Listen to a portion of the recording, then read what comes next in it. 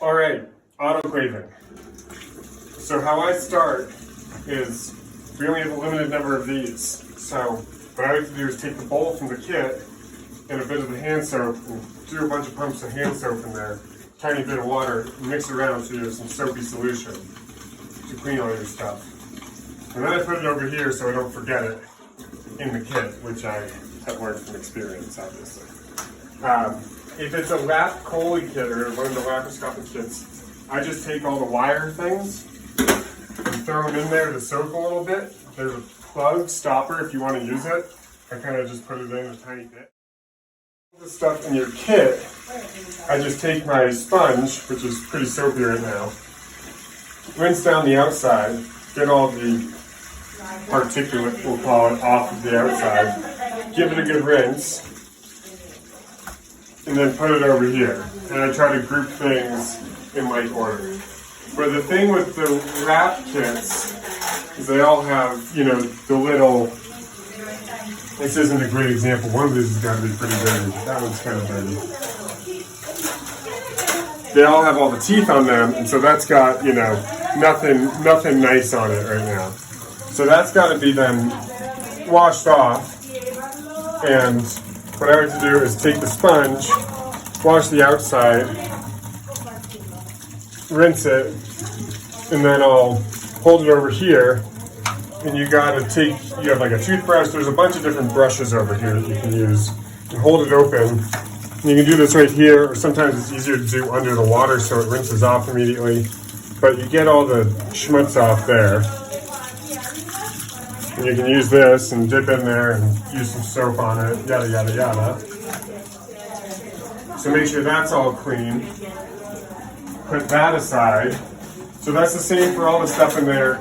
You also have this suction irrigation thing. And with that, this sometimes has a bunch of stuff in it as well. This one's kind of nice if you take a tiny bit of soap and put it in there, and then you got these pipe cleaners. And there's a small one and a big one, and the big one works a lot better. And you can put that in there, feed it through, and then give it a good clean from both ends. But sometimes if they use this a lot, you're getting a lot of stuff coming out of it. So good to try to clean that pretty well. You can get the side port as well. So you got that one that you got to get on the inside. Get it on the outside.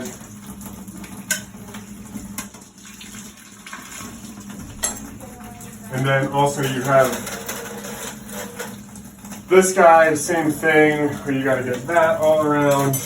And then with this, it sometimes comes in here and it's put together, but you got to take it apart. And they just have this other side right here is a screw.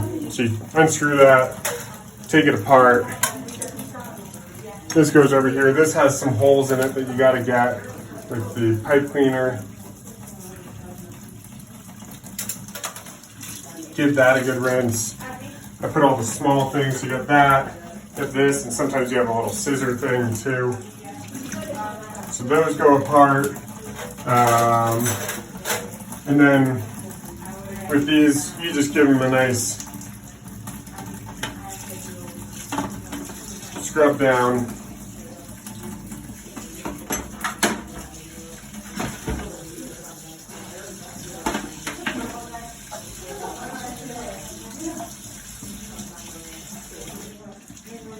And then I try to just coil them up nicely so they fit in the kit all beautifully.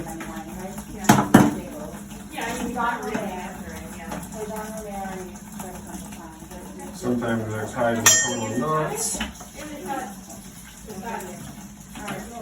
Give it a quick rinse because you don't want the soap going into the autoclave. And you put that over there. Same with those, same with the rest of this. And then just for, I'll take one thing out of here too. But, you know, same idea with all of the stuff in the other instrument kit. You know, you got some schmutz on here. So dip that guy and give this nice scrubbing underneath the sink and get all the blood and guts off of it.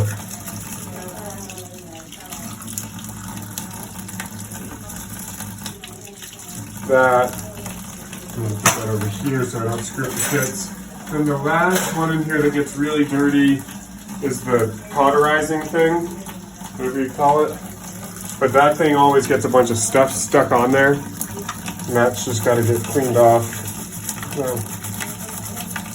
you can see the metal again, but that will always have a bunch of burnt stuff on there. So that gets a good rinse.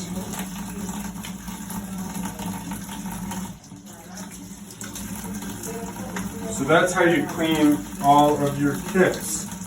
And sometimes I'll like to go through and, I know that if they're doing laparoscopic stuff, they're probably not using this, and they're probably not using some other things. So these just get a visual and a quick rinse and throw over there, so I'm not doing, excess work, because it's a lot of time in here.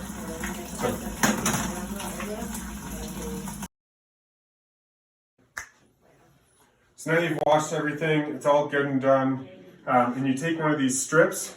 There's a bunch of different types that are in the drawers, but they're all the exact same, and they have that reject and accept strip on it there, which you'll see. You put one of those in face up, and you want to come look at this? I just try to make it so it's, all things in one area, all things in another area, your bowl can go wherever, and all the small things I just try to put inside of there so they know exactly where they are. There's only 3 of them. So you take this guy, and then switch sides. And you come over here, and this guy should be totally on. It's not right now, but it's on right now. And you take it, you open up your door, you put her in, so that the strip is looking you straight in the face right there. And then this is just one kit. I've been trying to do 3 kits at once, so that you have the lap kit and then the 2 instrument kits, so you can do both operating rooms all at once, and it's fine. And it kind of keeps a good cycle. And I'm just going to turn it off. Can I ask a question? Yeah. When you put those in, can you stack them on top of each other? That's a contentious question. You can, and it will all get sterilized the exact same. And I asked Tanya, who's the engineer here, about that, and she said, nah. And the reason she said not really is because if you put one on top of the other, the only thing that happens, they still get sterilized, it's still all fine, but the instruments on the bottom come out wet because the instruments above were dripping on them the whole time. It's all sterile water, but if you talk to the nurses, they say, it's not a big deal, we'll take them either way. But it allows you so that you can have a good flow in here, because it takes half an hour to run the cycle. So you're holding up surgery if you just do 1 kit at a time or 2 kits at a time. So we should definitely do more than 1 kit, stack them. Yeah, that's and you just take the other kit, I'll load this completely. I'll do that kit, and then you gotta figure out the puzzle. But push that one back. I like to put the long ones in the back because they can then grab, and it's a much shorter reach versus if I put this in the back, they're reaching all the way through the autoclave. So that one, and then you put your 3rd kit and just stack it right on top. You close your autoclave.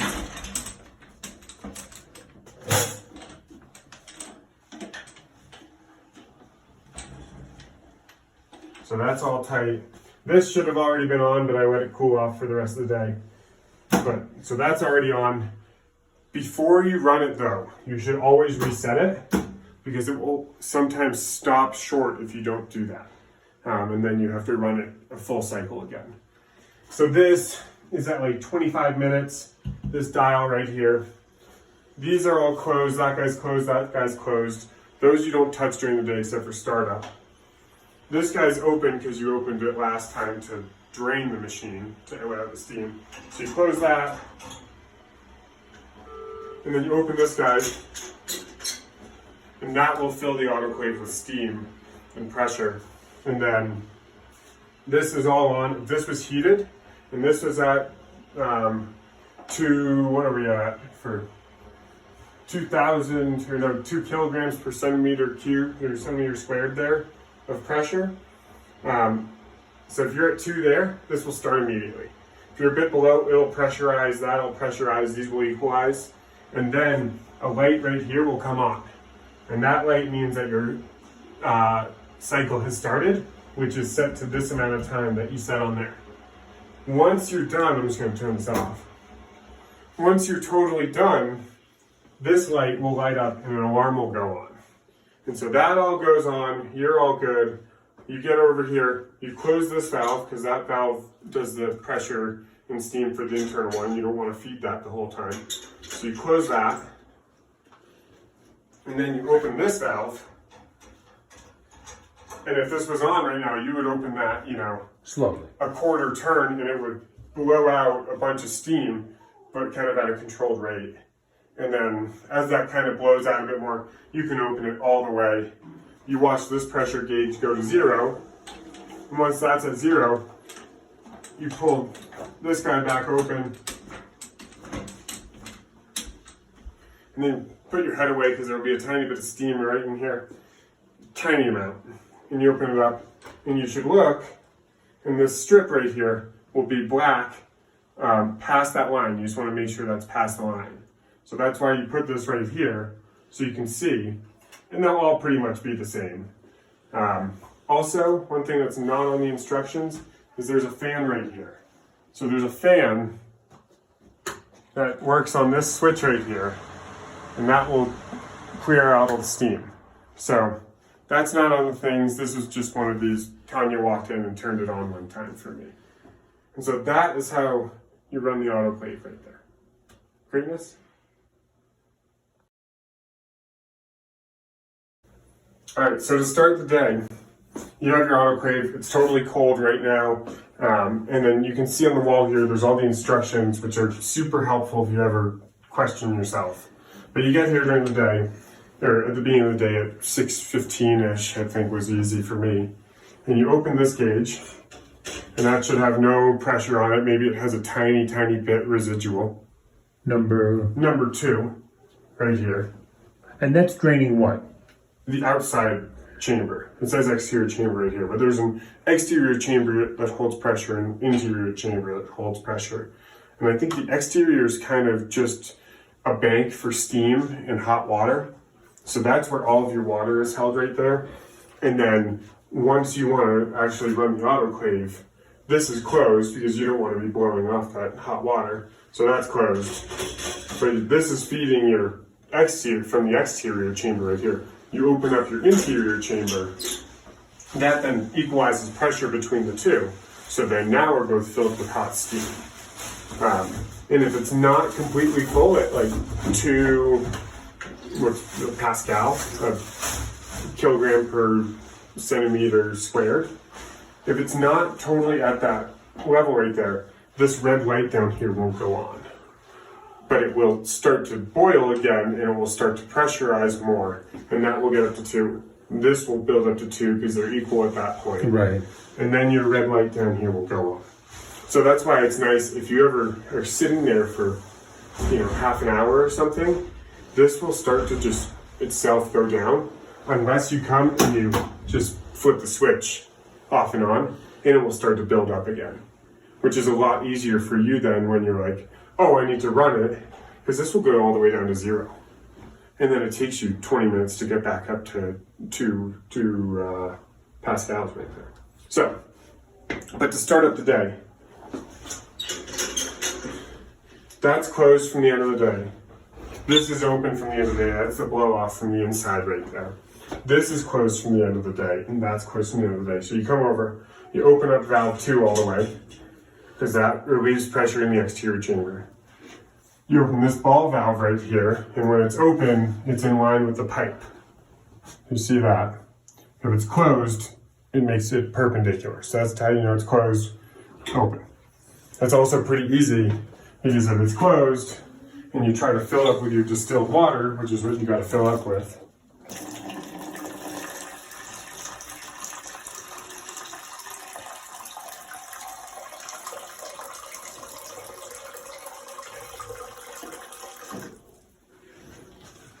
So if it's closed, you'll know pretty quickly. You won't totally see until I show you. But that won't drain. So, pretty clear. And then it's open. You can drain in there. So you fill that guy up. When you fill that up, it'll take 5-10 bowls of water. And you want to look back, and you can see there's this sight glass back here. And probably, how far down am I? Am I touching the black line yet? You're about an inch above it. So there's a black line kind of down there on the right side. And Tanya told me that you want to be, so this says over here, go up to the black line. She told me about an inch below it is best. So you fill that up to about an inch below it. I've already filled this up. So that's already been done. We just did one in there to show. You close this. You close that one. So that's closing your fill. This is closing your steam blow off for the outer boiler. And then you can start your machine. And then what I like to do so that you don't have to run it then immediately in the morning is I already have, I guess I can leave that on. I, from the night before, put my kits that they need in the morning in there. So 2 of the instruments and then the one laparoscopic kit. So that's on. It's heating all the water in the exterior boiler, exterior chamber. You lock that down again. You close this, which is open from the night before. That's your blow off for the interior chamber. And then you open this guy. And then that, as this heats up, the interior and the exterior chamber will be equalized the whole time. They're sitting there and they both are producing, well, the exterior is producing steam, but all that steam is immediately going into that interior chamber right there. And so this is also on, your timer's on, but your timer for a cycle will only start when both of your gauges hit that 2 line right here in black. So once it gets up there, the cycle automatically starts even if you're not here. So you then come, 45 minutes, an hour later, and this is just about to go off. And then you have a full kit right when you get here.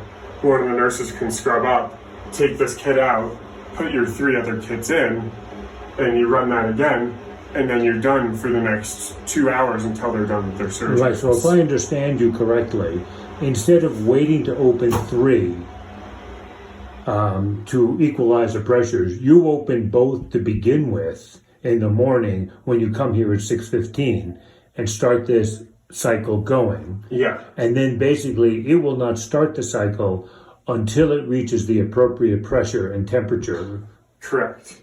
And then it will run automatically the right time so that when you show back up, you're set to go. Alternatively, if you did it the other way, where you did the stepwise 2 and 3, you would start it up. Yeah. You'd go back for breakfast, sit there for a while, Right. come here at 7 o'clock, and then start it, and then you have, 25, 30 minutes until your cycle is done. Gotcha. Versus getting here, and it's pretty much done, and every time I've done that, the line's been all the way black, and they're super Perfect. sterilized. Got it. It just saves you, you do this for 3 minutes in the morning, and then you don't have to do it when you get here. But, if you're trying to think about what's the process to do, you do your normal process there, where you, open this, open that, fill it up, close these, turn on your machine, and then you just pretend that it's already up at heat, up at temperature already, and then you start your cycle like it's normal. So, you don't have to think of it as one whole thing. You can think of it as the start of the day cycle. Okay, that's done and all filled up and it's heating. And then, okay, might as well start a cycle right now. So close this valve, open that valve. This is all locked shut and you have things in there. And then boogie out of here and go eat breakfast. I can imagine. What would happen if you forgot to close the one at this steam release and you actually had opened up 3? Will it just constantly be pouring out steam out the pour bottom? out steam out the bottom. So that's why, you got to make sure that you have every closed single that. thing here. It's like if you're ever gonna walk away from it, you might as well go through the whole checklist here and say, okay, is valve 2 closed? Is valve 1 closed? Is valve 4 closed? Is valve 3 open? 3 open? Got it. If valve 3 is open, if better valve 3 is close closed, it doesn't matter. Right. That's totally fine. You're just not going to run a cycle then. You're just going to lose time when you come back in. That's You have just to time. equalize pressure and start the cycle. But if 4 is open and it starts to heat up, you're just going to be pumping out steam the whole time here. Right, so that's a potential. come back. That's a potential downside. If you forget to do close 4 and walk away from it, you're just pouring out steam into this room and. Yeah. But that's the exact same thing if you forget to close 4 and you're sitting here and you've already done 3 surgeries for the day and cleaned a few things. If you walk away and, you open this up and you have that open too, you're just going to pour out steam. So, but like you shouldn't be scared of, having this thing be over pressure because they have a safety valve on it. So if this thing does overpressure, this guy will go and will start to blow out steam. So that's not really I feel like that's the fear of most people is this thing blows up, what the hell, No, it has a safety valve on it. So, but yeah, that is definitely the most interesting thing. When you start a cycle, this will always push out a bit of water right here, right when you open valve 3 to do a cycle, like halfway through the day. This will pour out a bit of water and a bit of steam for the first minute or 2. And just because it has a pressure thing. Oh, I see what it has, yeah. Yeah, this has an overpressure valve on it too. Right. And so that will... So once you start to pressurize 3, it's pressurizing there. And there's a pop-off concept. Yeah, this guy's coming straight from inside of your chamber there. Yeah. So, right. And it will always blow out a bunch of water right when you start too, because it's coming over out of here, and it goes down, and you're opening this, but this little standpipe right here is holding water. Anything that drains off, any standing water, is just coming down right into here. So when this goes, that always pours out, a cup or 2 of water. The water that was in that standing pipe. Yeah, and that's fine. Yeah. Fine. Yeah, great.